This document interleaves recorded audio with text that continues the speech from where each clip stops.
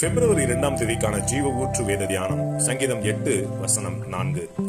மனுஷனை நீ நினைக்கிறதற்கும் மனுபுத்திரனை நீ விசாரிக்கிறதற்கும் அவன் எம்மாத்திரம் என்பதே.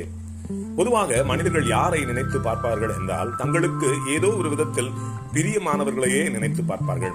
தன் இருதயத்துக்கு பிடிக்காதவர்களை தங்கள் வாழ்வில் நினைவில் கொண்டு வருவதே இல்லை. ஆனால் நம்முடைய தேவனாகிய கர்த்தரோ தம்மை நேசிக்கிறவர்களை மாத்திரமல்ல, தம்மை விரும்பாத மக்களையும் அவர் நினைவு கூறுகிறார்.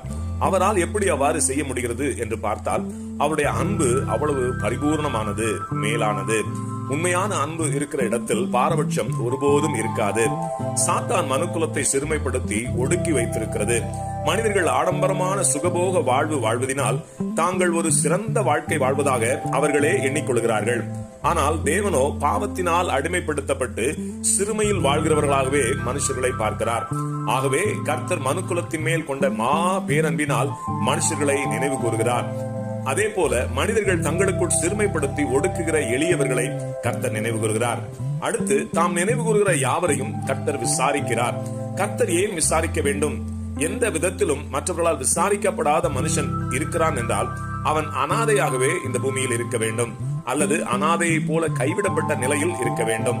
தனக்கென்று இந்த பூமியில் யாருமே இல்லை என்று எண்ணுகிற மனிதர்கள் பூமியில் வாழ்வதற்கு நம்பிக்கையற்று போவார்கள். இப்படி ஒரு வாழ்க்கை எனக்கு எதற்கு என்ற கேள்விகளோடு தன் வாழ்வை முடித்துக் கொள்ள வகை தேடுவார்கள். ஆனால் மனுக்குலம் யாவருக்குமான ஒரு நற்செய்தி என்னவென்றால், மனுக்குலமானது விசாரிப்பாரற்ற அனாதை கூட்டம் அல்ல.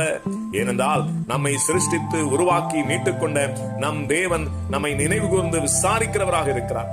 அவர் நம்மை நினைவு கூர்ந்து விசாரிக்கிறவராக இருக்கிறபடியால் தான் மனுக்குலம் இன்றும் பிழைத்திருக்கிறது.